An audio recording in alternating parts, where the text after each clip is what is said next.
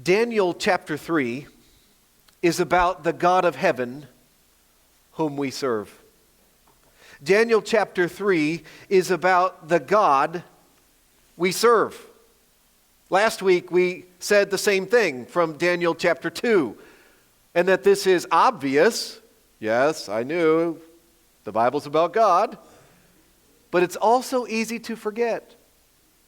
Daniel chapter 3 is not about Daniel. Daniel actually, surprisingly, does not appear in this chapter himself, so it's really not about him. But it's also not about his friends, Hananiah, Mishael, and Azariah. I mean, it's kind of about them, yeah. They are in the story. They aren't called Hananiah, Mishael, and Azariah. They are called by the ugly names that their overlord captors have slapped on them. And Hananiah, Mishael, and Azariah say some amazing things in the story, and they do some amazing things in this story, and some amazing things happen to them in this story. But this story is not ultimately about Hananiah, Mishael, and Azariah. And it's also not about King Nebuchadnezzar of Babylon, as much as he tries to make the story all about him. King Nebuchadnezzar has conquered Judah and taken these young men hostage and tried to reprogram them into being Babylonians. And King Nebuchadnezzar has had a wild and wonderful dream that we studied last week, and he does crazy things in this story. But this story is not ultimately about him. This story is about God. The God of Hananiah, Mishael, and Azariah. The God of Abraham, Isaac, and Jacob. The God of Judah. The God of the Old Covenant, the God of the New Covenant. The God of the Bible. The God who is. The God that we are worshiping today. That's who this story is about. And at every amazing step in the story, we need to keep that in mind. Especially at the very beginning. Chapter 3, verse 1. Let me ask you a couple questions before we read it. See what we've learned so far. Here's an easy one to start with. How many chapters in the book of Daniel? I said that was an easy one. How many chapters in the book of Daniel? Quick, flip to the end. 12. That's right. Good. 12 chapters. And today, we will be 1/4 of the way through the chapters. Next question.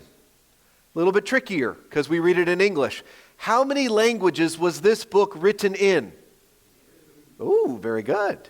What are they? Hebrew and Aramaic. That's right. This is the only book in your Bible that has chapters in Aramaic. That's the international language spoken at court during the 7th and 6th century before Christ. This is one of those 6 chapters in your whole Bible written in the language of Aramaic, and many people could read it throughout the ancient world. It's got an international feel and an international message to it. All right, here's a harder question. Might even be a trick question, okay? So listen closely. According to what we read last week in Daniel chapter 2, who is the King of Kings at this time? Ooh, very good. Yeah, that's a trick question. There are 2 right answers. The bigger answer is what we've just sung, right? God is the King of Kings. He's the King of Kingdoms. That's the name of our series, so beautifully rendered in Jeff's graphic design. But in chapter 2, Daniel revealed that King Nebuchadnezzar, you were listening, of Babylon, was the King of Kings in the world at that time. Do you remember the disturbing dream that Nebuchadnezzar had in chapter 2? He woke up. What does it mean? And nobody could tell Nebuchadnezzar what was in his dream. And he wouldn't let anybody tell him what his dream meant until they told him what was in it. And even Daniel couldn't do it. But God could and did through Daniel. That was last week. What was the dream about? It was about a large what? Statue, right? Daniel said it was an enormous, dazzling statue, awesome in appearance, and constructed of different materials, each of which stood for a successive kingdom to come. And then the statue was knocked down by a hurtling rock, hurled by God himself, which then becomes the final kingdom, the kingdom of kingdoms. Remember that? We said we'd come back to it as we go through Daniel. Anybody remember what metal the head of that statue was made of? Gold. Gold. And the head was the only kingdom that was identified in chapter 2.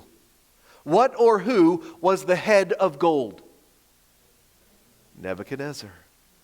The King of Kings at that moment was the head of gold. Now, let's read chapter 3, verse 1.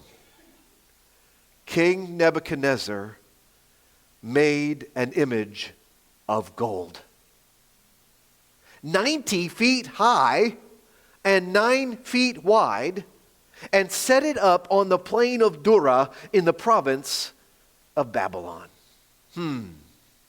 Something tells me this has something to do with his dream. Do you think? I think it has gone to his head. We don't know exactly when this story took place. It doesn't have a date stamp on it like chapter 1 did or chapter 2 did. It's clearly after the events of chapter 2, but we don't know how long after. It could actually be decades, or it could have been very soon after. Either way, King Nebuchadnezzar has gotten it into his head to build a gigantic statue and to cover it with gold. It can't be pure gold all the way through. There isn't that much gold in the world. So it's gold plated. But this is a lot of gold on a gigantic statue. It's 60 cubits high and 6 cubits wide, or NIV does the math for you, 90 feet high and 9 feet wide. That's really tall and really skinny, isn't it? Perhaps some of the height is actually a base for the statue then to sit on up at the top. We don't know. If the statue is supposed to look something like a human, it's going to be really distorted. Tall and skinny and shining and imposing and daunting and dominating. There are no skyscrapers at this time.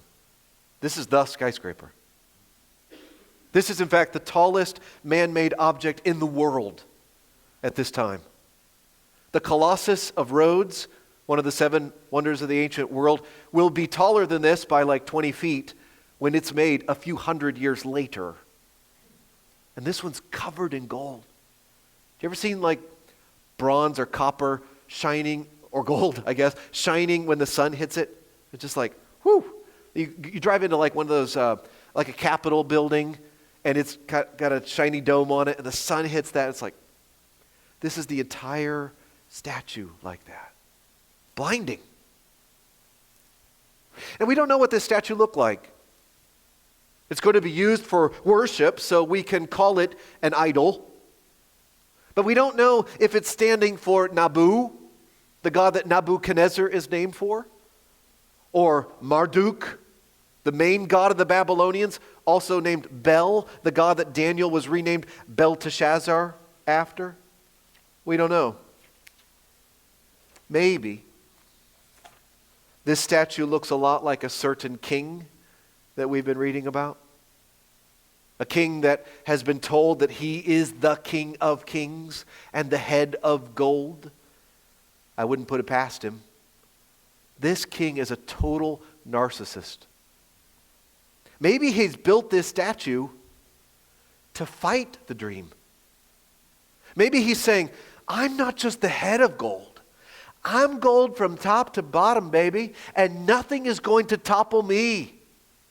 I wouldn't be surprised. Nebuchadnezzar has it set up outside of town in the plain of Dura. We're not 100% sure where that was. But it sounds a lot like the plain where a few thousand years earlier they built the Tower of Babel. And it's not just a feat of engineering. It's an object of worship and national unity. Nebuchadnezzar wants to use this statue to bring his kingdom together in unity. He calls all the different people, all their different languages, everybody that's under this King of Kings to loyalty and allegiance. This is actually very smart as far as kingdom building is concerned, right? Get one symbol that everybody recognizes and everybody pledges allegiance to.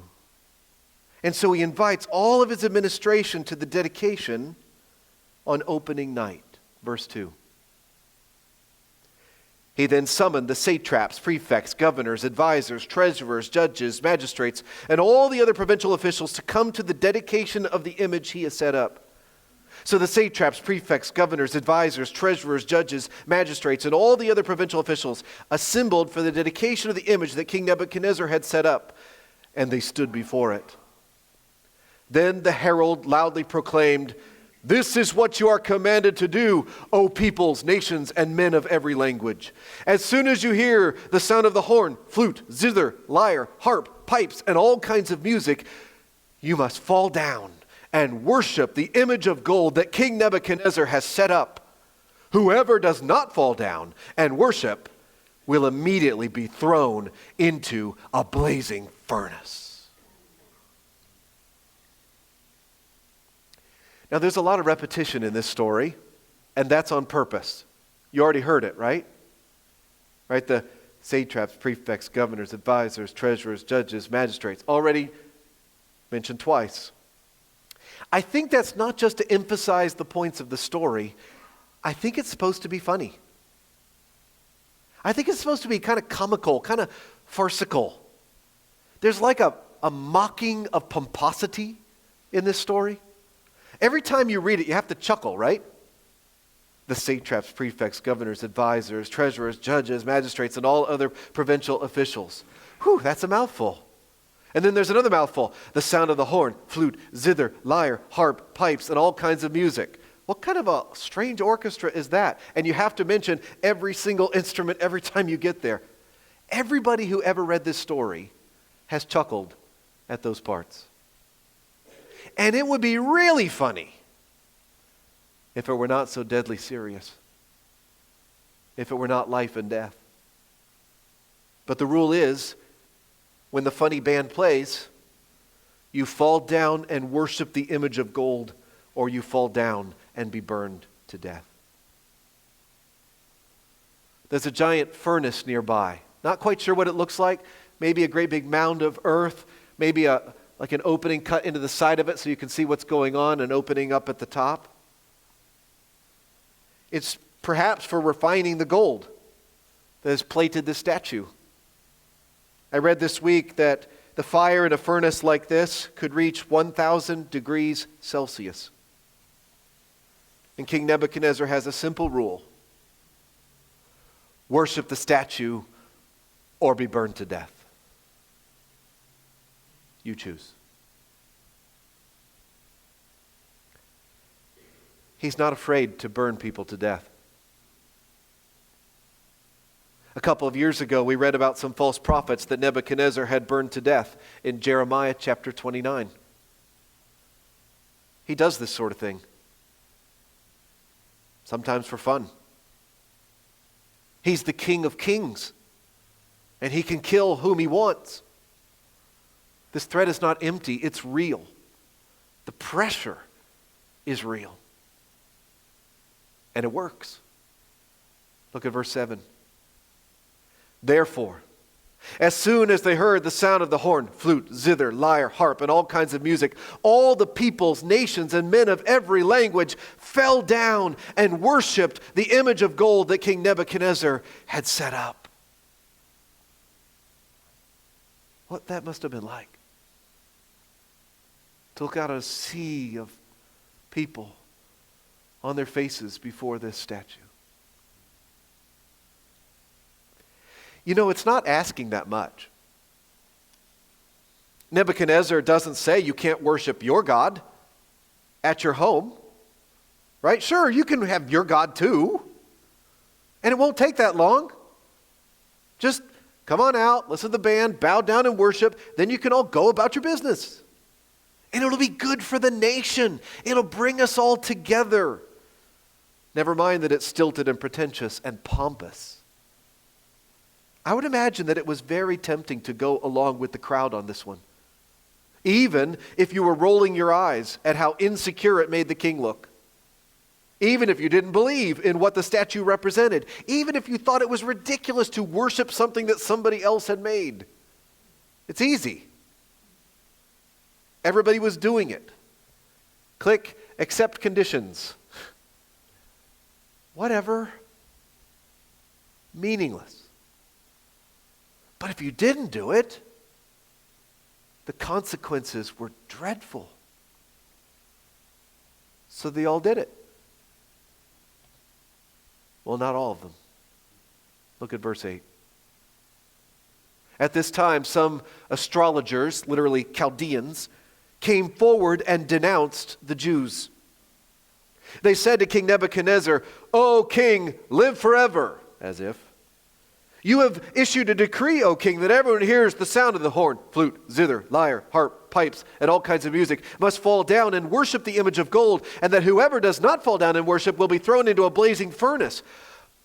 But there are some Jews whom you have set over the affairs of the province of Babylon, Shadrach, Meshach, and Abednego, who pay no attention to you, O king. They neither serve your gods nor worship the image of gold you have set up." Why are these guys narking on those guys? Well, for one, they emphasize that they are Jews. So there's probably some anti-Semitism here. And maybe just some old-fashioned racism and hateful anti-immigrant mentality. Those guys are not from here. I know we brought them here and gave them their names, but they're just not fitting in. They're different from us. And you can't trust them, O king. You've put them in charge of things, and they aren't listening to you. Of course, I also think that they're jealous. Shadrach, Meshach, and Abednego were promoted over all of them at the end of chapter 2. Do you remember that? They and Daniel actually had saved the bacon in chapter 2 with that prayer meeting and that dream miracle. But the astrologers are not returning the favor. They are turning them in. It's interesting to me that the king had to be told that Shadrach, Meshach, and Abednego had not bowed. I had it in my mind that they might have made a big show of it. They put out a press release. "We will not bow." They posted their protest on social media. "Look at me, I'm not bowing." They stood in front of the pack. And while there's hundreds of people bowing, they're standing there with their arms crossed. But they're not making a big show of it. And Daniel wasn't even there. We don't know why Daniel wasn't. Maybe he was away in the king's service. I'm sure, knowing Daniel, that he would not have bowed either. But he isn't singled out. Shadrach, Meshach, and Abednego are. They were just quietly disobeying. And all of a sudden, they were in big trouble. That's often how persecution comes. You're trying to mind your own business. You're trying to live a quiet and godly life and trying to get along with your neighbors and do all the things that your conscience will allow. Many things that you would never choose to do on your own, but you can do them in good conscience while you're living here as a sojourner and an exile in the world, like we learned about a couple of years ago in 1 Peter. And then comes a command you cannot do in good conscience. And you have to obey God rather than man. God rather than government. God rather than America. God rather than your boss. God rather than the king. And you have to choose. I feel so bad for these three guys. Everything bad keeps happening to them. Think of their life. Torn away from their homeland. Forced to learn these things. Slapped with another name. And now, they're really in bad trouble. Again. This king is really mad. Look at verse 13. Furious with rage, Nebuchadnezzar summoned Shadrach, Meshach, and Abednego. So these men were brought before the king, and Nebuchadnezzar said to them, "Is it true, Shadrach, Meshach, and Abednego, that you do not serve my gods or worship the image of gold I have set up?" He doesn't even give them a chance to answer that question. But he does give them a second chance to prove their allegiance. "Now, when you hear the sound of the horn, flute, zither, lyre, harp, pipes, and all kinds of music, if you're ready to fall down and worship the image I made, very good. But if you do not worship it, you will be thrown immediately into a blazing furnace. Then what God will be able to rescue you from my hand?" You feel the anger? The king's anger is about as hot as this furnace. This is what it was like living in his kingdom. He's almost out of control. He feels mocked. I mean, he chose these guys, right? He said these guys were the best in their class in chapter 1. He promoted them in chapter 2. He likes these guys. And now they're stabbing him in the back. And you can feel the rage rolling off of him. And at the back of it, what is there? Fear. If he cannot control these guys, then can he keep control of his kingdom? He's losing face. But he gives them a second chance. When you hear the national worship anthem, you get on your face and you get your rear end up in the air, or you burn. And if you don't, what God can rescue you from my hand? We know the answer to that one, don't we? He should know the answer to that one. He's already forgotten what he learned in chapter 2. He's only remembered the parts that he wanted to about his dream. And he's forgotten what he'd learned about the God of heaven. Have you remembered what this story is about? Have you remembered whom this story is about? Thankfully, Shadrach, Meshach, and Abednego knew what this story was about. They knew what the story of their lives was about. Do you know what the story of your life is about? They only speak for 3 verses in this whole chapter, and what they say is awesome. Look at verse 16. Shadrach, Meshach, and Abednego replied to the king, "O Nebuchadnezzar, we do not need to defend ourselves before you in this matter. If we are thrown into the blazing furnace, the God we serve is able to save us from it, and he will rescue us from your hand, O king. But even if he does not, we want you to know, O king, that we will not serve your gods or worship the image of gold you have set up." Isn't that awesome? What remarkable courage. I think this is the biggest miracle in Daniel chapter 3. And there's some pretty big miracles in Daniel chapter 3. What remarkable courage. What remarkable calm. No panic. Just like Daniel last week, these guys are not driven by fear. He's driven by fear and anger, Nebuchadnezzar. And they are self-possessed, articulate, clear, and even courteous. Do you notice that? How respectful they are? I'm amazed at that. I might be tempted to taunt the king. I mean, if I'm going to die, I might as well get some shots in on the way, right? But these guys are model citizens. No apologies, no compromise, but a class act. And they refuse to bow down. Why? Well, this is a no-brainer for them. This is the first and the second commandments. They are to have no other gods before the Lord, and they are to not bow down and worship an idol that has been made. It's very clear. It's very simple. It's black and white. It's right and wrong. It's obvious. There are tricky ones out there, like, should we take the king, eat from the king's table in chapter 1? There's tricky ones out there that call for discernment, but there are simple ones, and this one is simple. We are not allowed to comply. The deeper question that I have is not why did they refuse to bow down, but how? How did they find the courage to keep standing? Because I will often fold when something much less than my life is at stake. I don't know about you, but I don't like to be burnt. I don't play with fire. I wouldn't naturally do anything that would put me in danger of getting burnt. My son is a firefighter.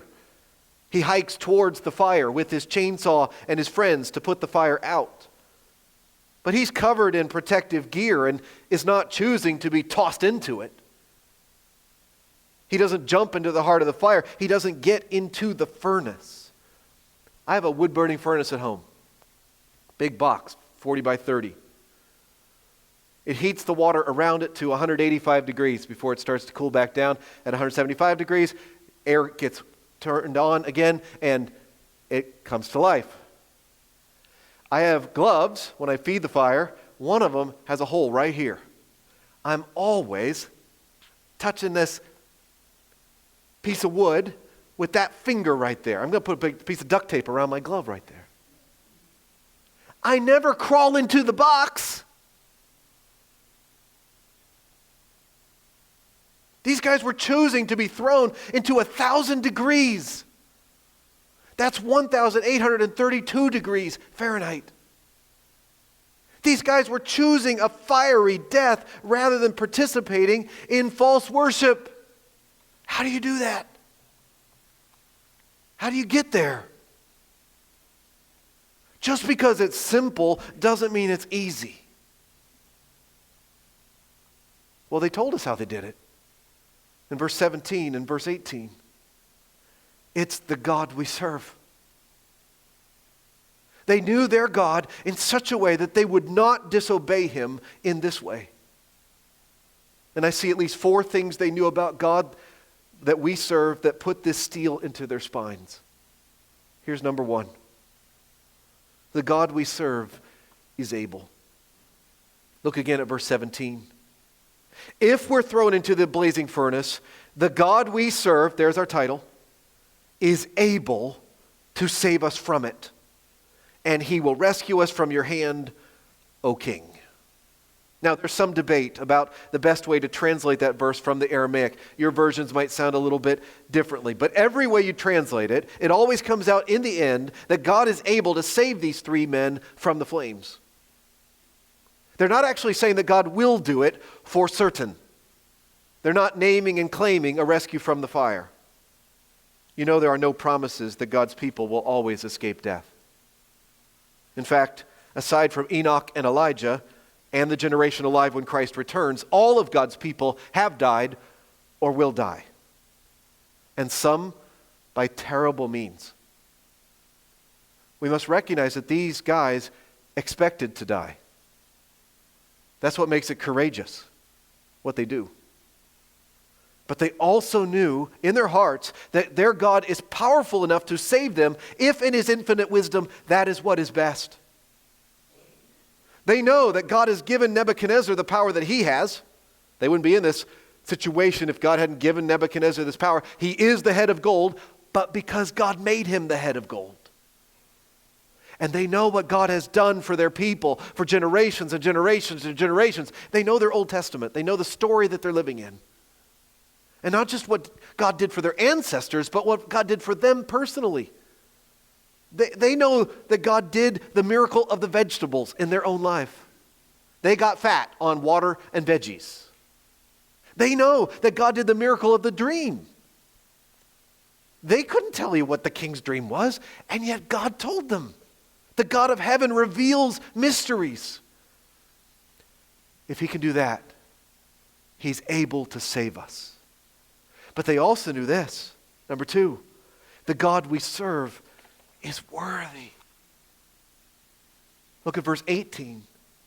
The God we serve is able to save us, O king, but even if he does not, we want you to know, O king, that we will not serve your gods or worship the image of gold you have set up.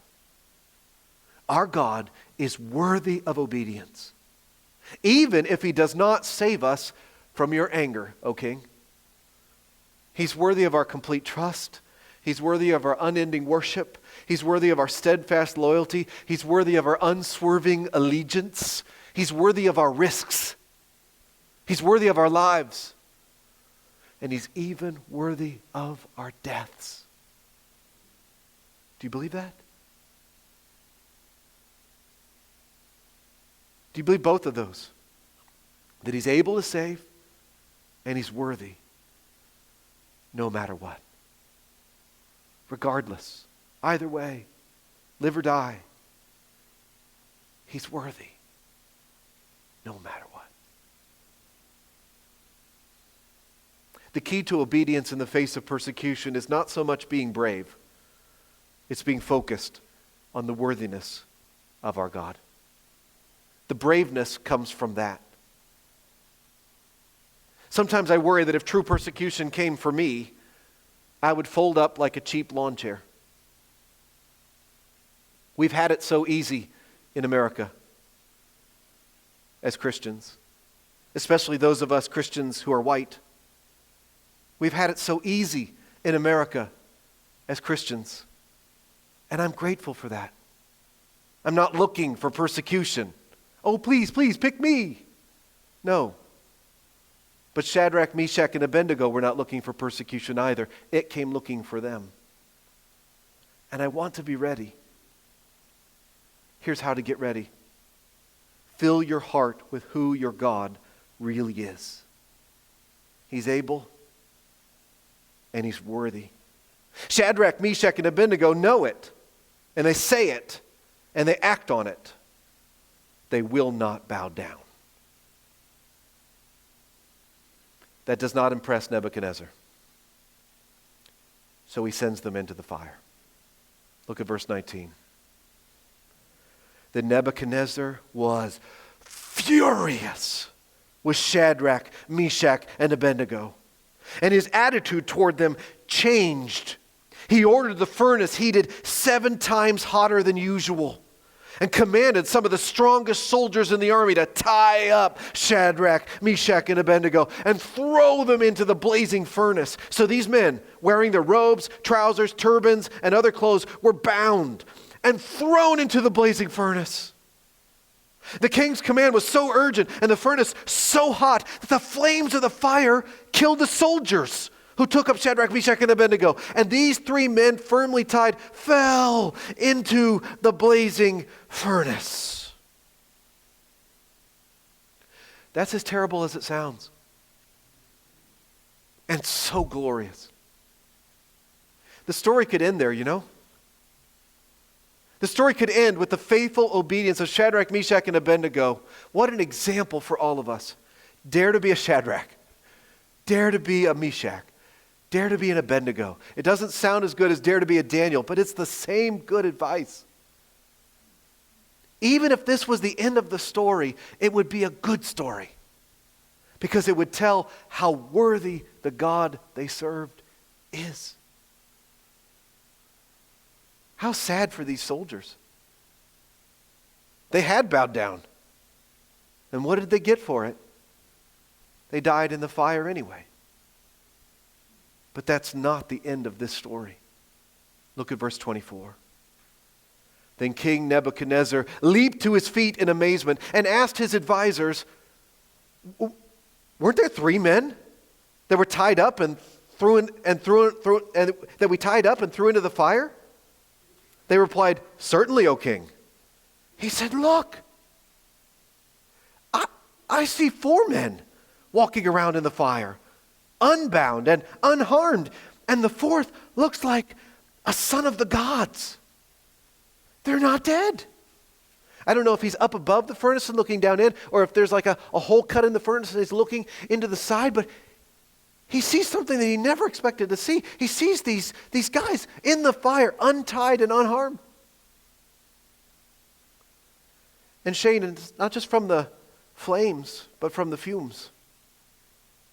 unharmed by asphyxiation and carbon monoxide poisoning and whatever other chemicals the fire is putting out. They aren't dead.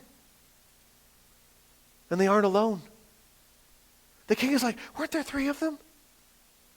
Well, now there's 4. And it's not Daniel.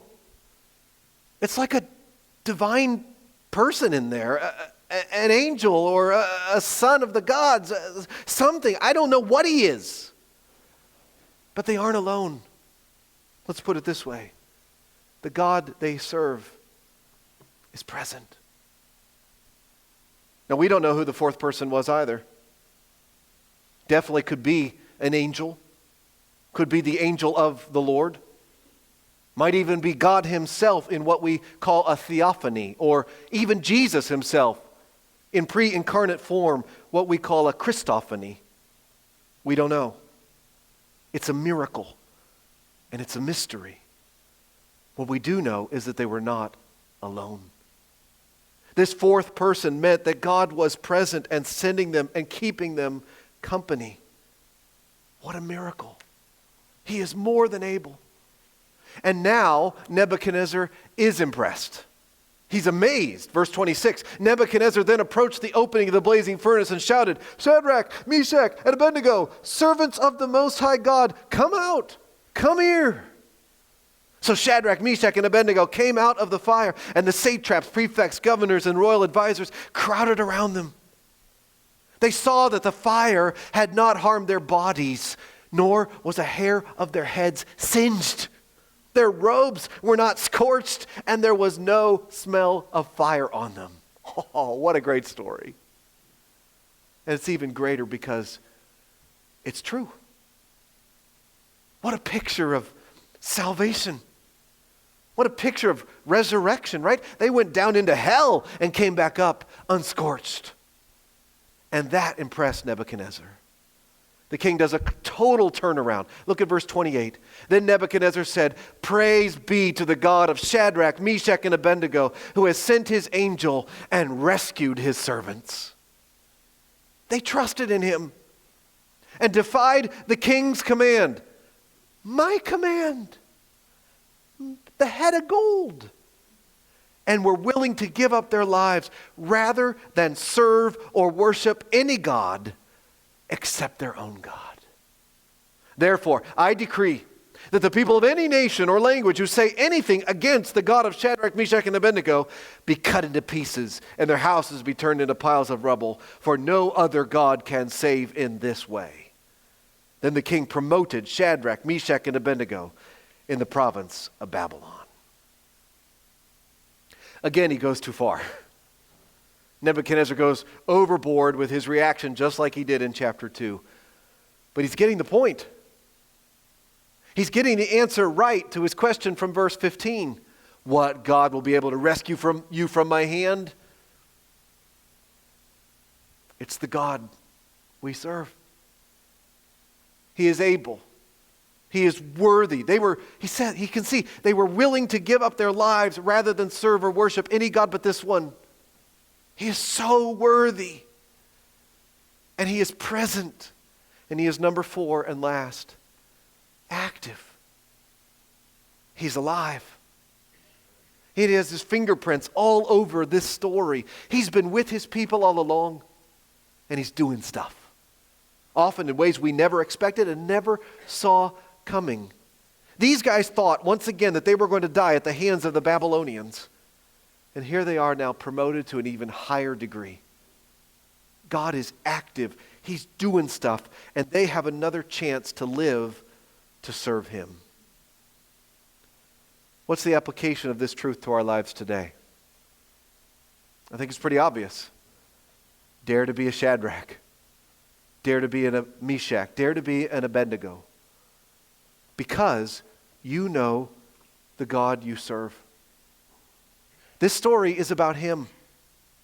We need to know him and trust him and love him in such a way that when the temptation comes to disown him and disobey him and bow down to some other God, we have the courage to refuse. Especially when it's simple.